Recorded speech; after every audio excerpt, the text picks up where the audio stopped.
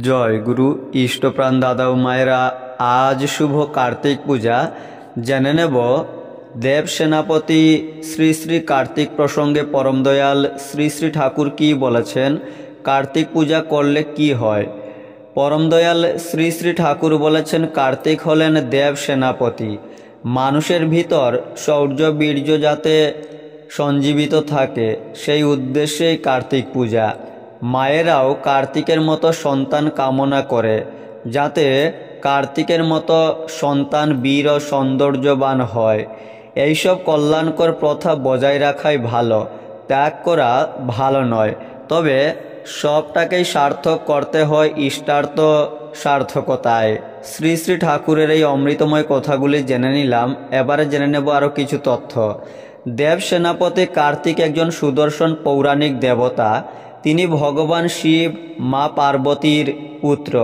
6 জন মাতৃকা দেবী কৃত্তিকা তাঁকে ধাত্রীরূপে স্তন্যপান করিয়েছিলেন বলে তার নাম হয় কার্তিকে। আমরা সংক্ষেপে বলি কার্তিক। তার ভাইয়ের নাম গণেশ। দেব সেনাপতি কার্তিক অত্যন্ত সুন্দর, সুঠাম দেহ এবং অসীম শক্তির অধিকারী। পুরাণে আছে, তারকাসুরের আধিপত্য থেকে স্বর্গরাজ্য উদ্ধার করার জন্য স্বর্গের দেবতারা তাকে সেনাপতি রূপে বরণ করে নিয়েছিলেন। তার দেহ আবরণ উত্তপ্ত স্বর্ণের মতো। এ কারণে তাকে ষড়ানন বলা হয়। কার্তিকের 6টি আনন। আনন মানে মুখ, তবে তার একটি মুখযুক্ত রূপেই প্রচলিত। সে রূপেই তাকে পূজা করা হয়।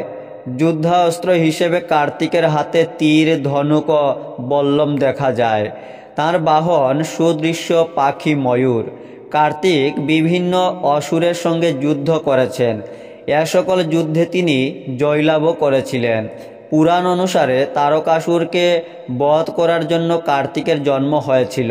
তিনি বলির পুত্র বানাসুরকেও পরাজিত করেছিলেন। কার্তিকের অন্যান্য নাম স্কন্দ, মহাসেন, কুমার গুহ ইত্যাদি।